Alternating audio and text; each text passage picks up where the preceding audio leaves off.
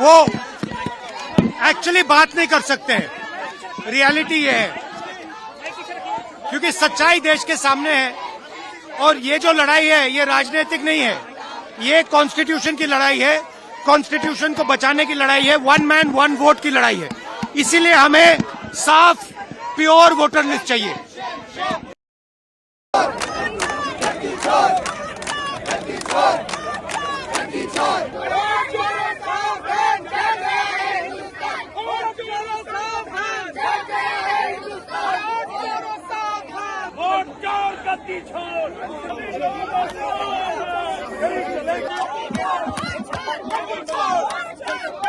तो पीछे भी बैठ जाएंगे, इधर बैठना शुरू हो गया ना।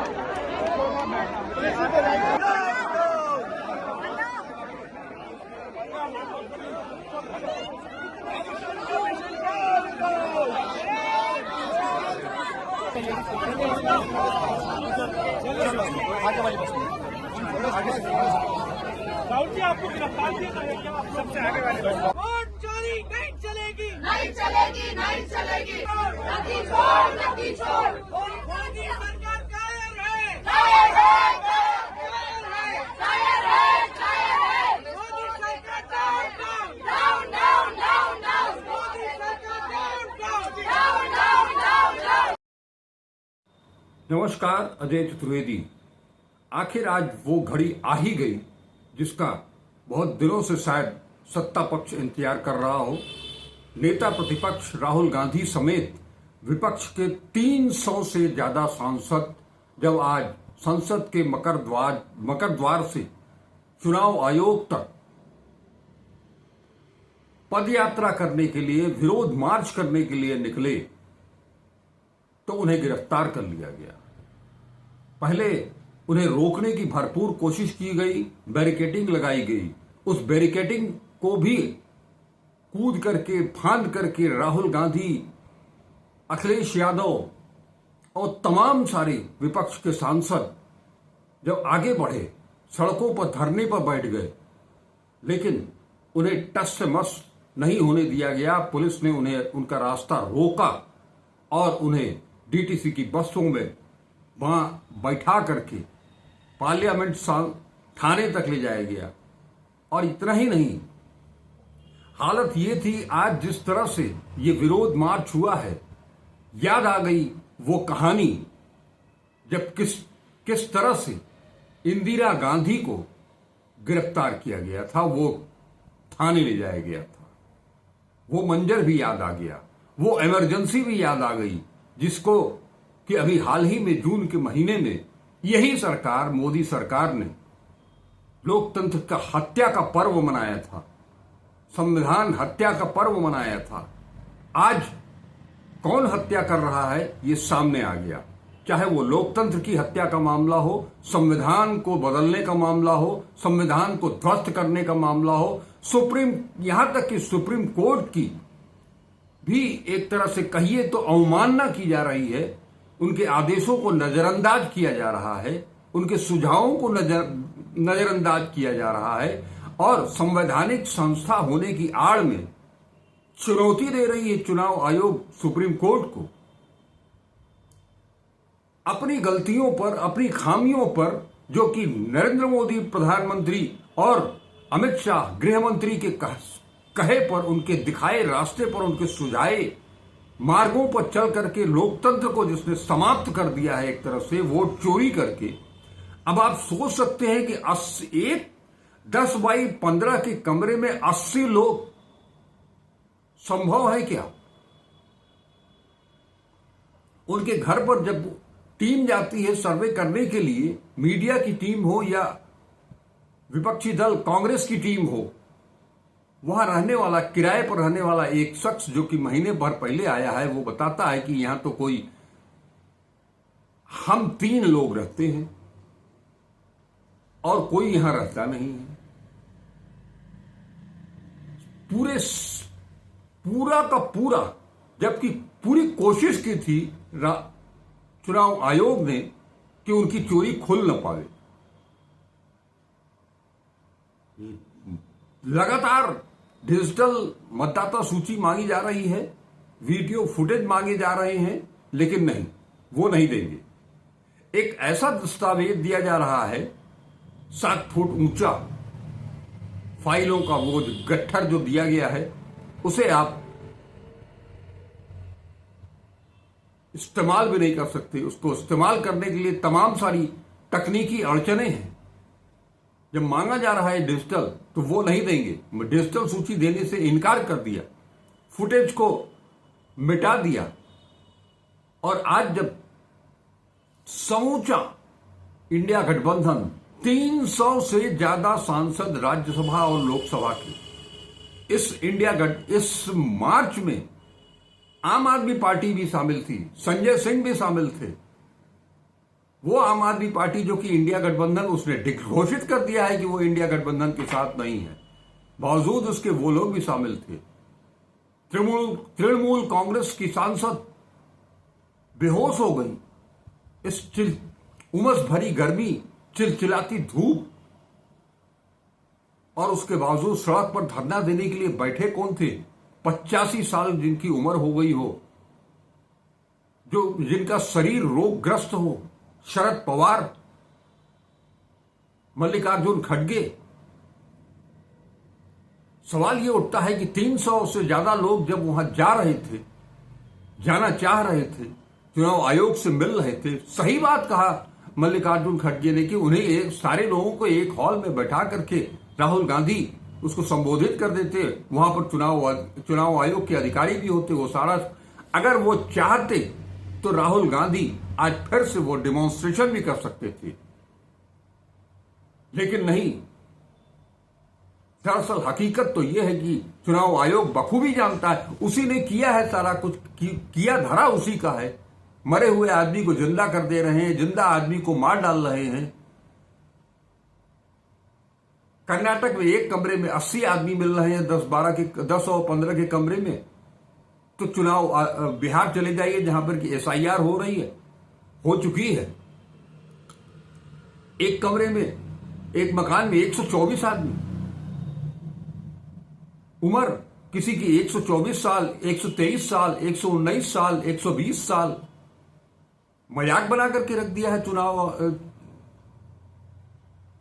मतदाता सूची है या जो भी जहां से मिला, पिता का नाम XYZ, मकान नंबर 0000000। ये कौन सा नंबर है मकान का? इन सबको मानने के लिए तैयार नहीं है। और जब मांगा जा रहा है कि जिन लोगों का नाम काटा गया उसको आप उपलब्ध कराइए, राजनीतिक दलों को, तो कह दे रहे कि ये मेरी बाध्यता नहीं हो सकती है। क्यों नहीं हो सकती है? संविधान के ऊपर कोई है क्या इस देश में? सुप्रीम कोर्ट से भी ऊपर कोई है क्या इस देश में? क्या इसलिए संविधान का निर्माण किया गया था कि आप उसे ध्वस्त कर दें अपने मन से, अपनी मनमर्जी, जो चाहे सो चलावें? लेकिन आज जिस तरह से मैं वो सारी फोटोग्राफ्स, वो सारे चित्र आपको दिखाऊंगा, आप अपनी स्क्रीन पर वो सारे चित्र और वो बयान भी, किस तरह से अखिलेश यादव, उन्होंने तो शपथ पत्र भी दिया, 18,000 बताया, और वो लगातार ये आरोप लगा रहे हैं कि उत्तर प्रदेश में पूरा का पूरा चुनाव ही जो है वो चोरी कर लिया गया। पूरे देश भर में ही काम किया जा रहा है। गिरफ्तारी राहुल गांधी की हो गई, प्रियंका गांधी की हो गई, अखिलेश यादव की हो गई, तमाम महिलाओं की हो गई, तमाम पुरुषों की हो गई।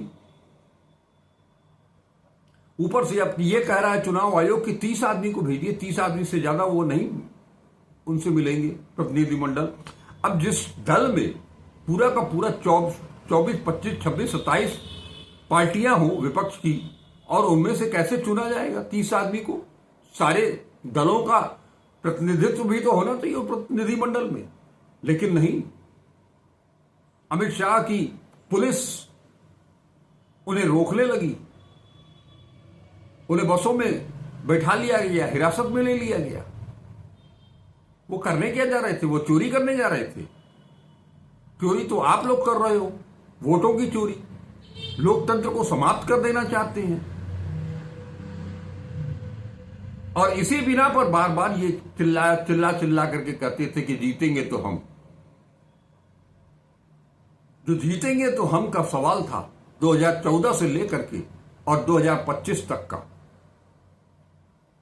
पूरा लोकतंत्र ही गिरफ्तार कर लिया। संविधान को कैद कर लिया।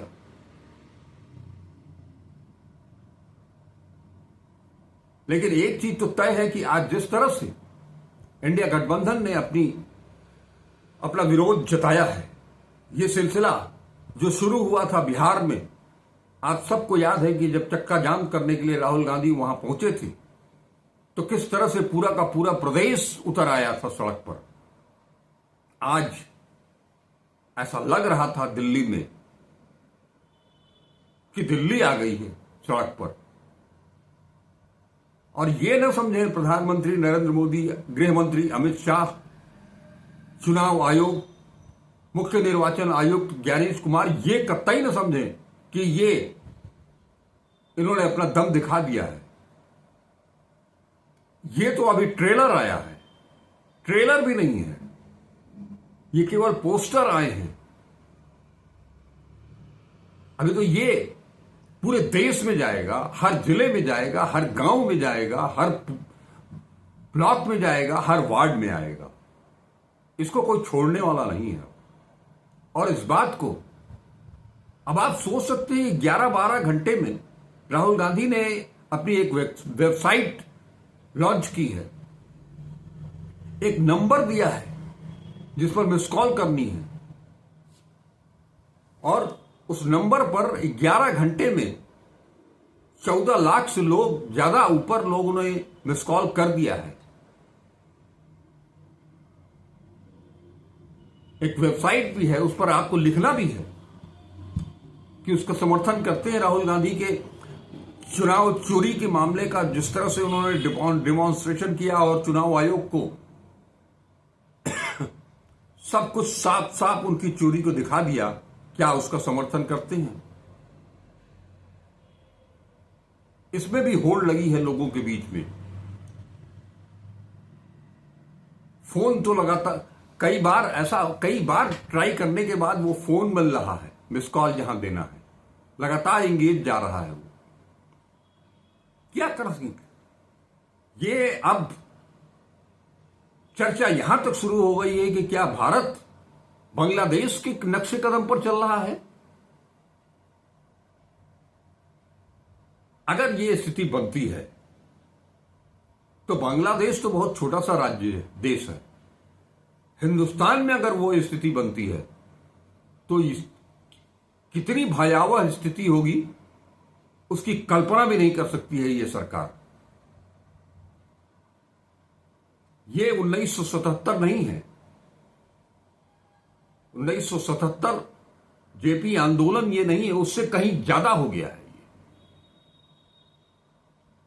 क्योंकि सवाल यहां लोकतंत्र की रक्षा का है, सवाल यहां संविधान की रक्षा का है। वो संविधान जो राष्ट्रपति से लेकर के और निचले तबके के एक चपरासी तक को वोट का एक अधिकार देता है, और वो वोट का जो अधिकार है वो समान है, एक वोट एक व्यक्ति। और उस संविधान के उस अधिकार को जो सभी को, पूरे देशवासियों को दिया है संविधान ने, उसमें ऐसा कहीं नहीं लिखा है कि ये सवर्ण है तो इनके वोट का परसेंटेज वेटेज ज्यादा होगा और जो दलित है उसके वोट का वेटेज कम होगा। सबका समान वोट का अधिकार है और उसे चोरी कर रहे हैं आप। 14 से लेकर अब तो ये एकदम साफ हो गया है कि 2014 से लेकर के और 2024 तक विधानसभा, लोकसभा, पंचायत या नगर निकाय, छोटे मोटे सारे चुनाव केवल और केवल चोरी करके जीते गए हैं। चंडीगढ़ मेयर का किस्सा आप सभी को याद होगा अच्छी तरह से। लेकिन आज जो हुआ वो अभूतपूर्व है, भारत के इतिहास में अभूतपूर्व घटना है। चुनाव आयोग पर वोट चोरी का आरोप लगा करके 300 से ज्यादा सांसद संसद से लेकर के और चुनाव आयोग तक जा रहे हैं, रोड मार्च कर रहे हैं, विरोध मार्च कर निकाल रहे हैं। ऐसा इस हिंदुस्तान में कभी नहीं हुआ। ऊपर से बोलना बंद, आप बोलिए नहीं, एफिडेविट दीजिए, हम गिरफ्तार कर लेंगे। गिरफ्तारी ईमानदारों की नहीं होती है, गिरफ्तारी चोरों की होती है।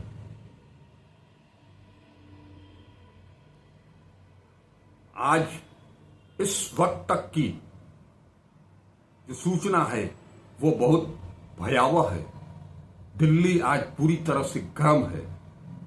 पूरा देश आज एक ऐसे मोड़ पर आकर के खड़ा हो गया है जहां उसकी आजादी ही छीन ली गई है, उसके मताधिकार का वोट अधिकार छीन लिया गया है, विरोध प्रदर्शन करने का अधिकार उससे छीन लिया गया है। अब इस देश में बचा क्या है कि जब सांसद कुछ नहीं कर सकते, उन्हें गिरफ्तार कर लिया जाएगा, उन्हें हिरासत में ले लिया जाएगा, तो बचा कौन? उन्हें अब विरोध प्रदर्शन करने का अधिकार नहीं है तो और किसे है? नरेंद्र मोदी सरकार चारों तरफ से अपनी करनियों के बदौलत घिर चुकी है। अब उसे समझना पड़ेगा। नहीं समझेंगे तो जैसे कल एक कविता सुनाई थी दिनकर जी की, अमृत कुमार जी ने,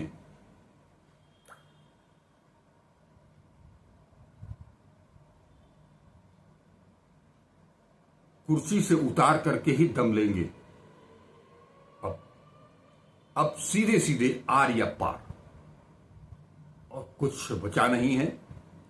आप सोच सकते हैं कि आज बिहार का वो दृश्य देख लीजिए, चक्का जाम का, याद कर लीजिए, आज का दृश्य देख लीजिए और उम्मीद कर लीजिए कि 17 अगस्त से जो वोट का अधिकार यात्रा निकलने वाली है उसका क्या मंजर होगा। अब बहुत हो गया, आरोप लगाते रहे कि वो लोग, विपक्ष सड़क पर नहीं उतरता है, तो सड़क पर उतर करके भी दिखा दिया। और अब ऐसा लगता है कि विपक्ष ने मन बना लिया है कि उसे जनता के बीच में ही जाना है, जनता की अदालत में ही जाना है। अब इसके अलावा और कोई चारा बचा नहीं है। आप सब इंतजार करें, हम फिर मिलेंगे, बहुत जल्द मिलेंगे, बाकी सारा डिटेल ले करके आएंगे। तब तक के लिए आज्ञा दीजिए। वीडियो को देखिए, शेयर कीजिए ज्यादा से ज्यादा, और अपने कमेंट्स कीजिए। चैनल को अब तक अगर सब्सक्राइब नहीं किया है तो उसे सब्सक्राइब जरूर कर लें। नमस्कार।